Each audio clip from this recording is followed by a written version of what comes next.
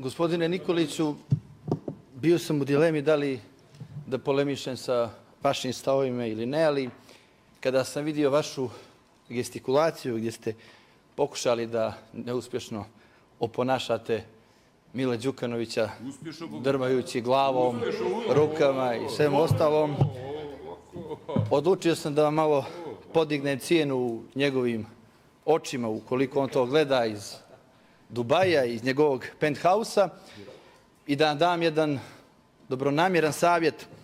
Ipak ste se bolje snalazili kada vam je bio mikrofon u uvu i bili na direktnoj vezi sa Radojkom Rutović. Ali ovo nisu kontrolisane emisije, ovo nije kontrolisani ambijent nekadašnjeg javnog servisa i morat ćete da objasnite građanima Crne Gore ili da pitate vašeg političkog direktora koja je to prva partija u Crnoj Gori potpisala sporazum sa ovom omraženom Putinovom jedinstvenom Rusijom.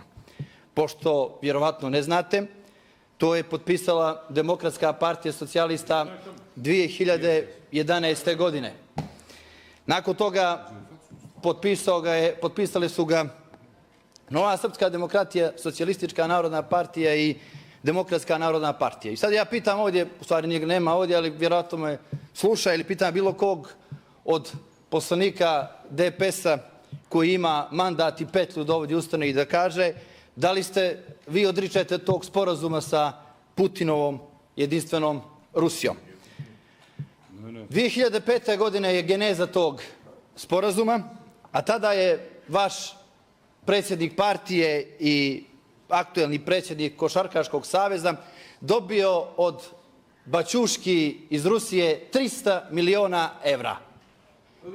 Lično je dobio 300 miliona evra i jedne sibirske noći on i Baćuška Roćen, koji je, nažalost, obrijao brkove da nema nikakve veze sa Rusijom, su se zahvaljivali i govorili da nikada neće skrenuti sa puta slovenske braće i zahvaljivali su se što su im Rusi ubrizgali finansijsku injekciju za obnovu nezavisnosti. Naravno, posipali su se šampanjcem, kavijarom, a Đukanović je u nekom transu zaboravio da jednog od konobara nazove konobarom, nego ga je nazivao sve vrijeme ministrom, pa su morali da ga gurkaju. Postoji snimak oko toga.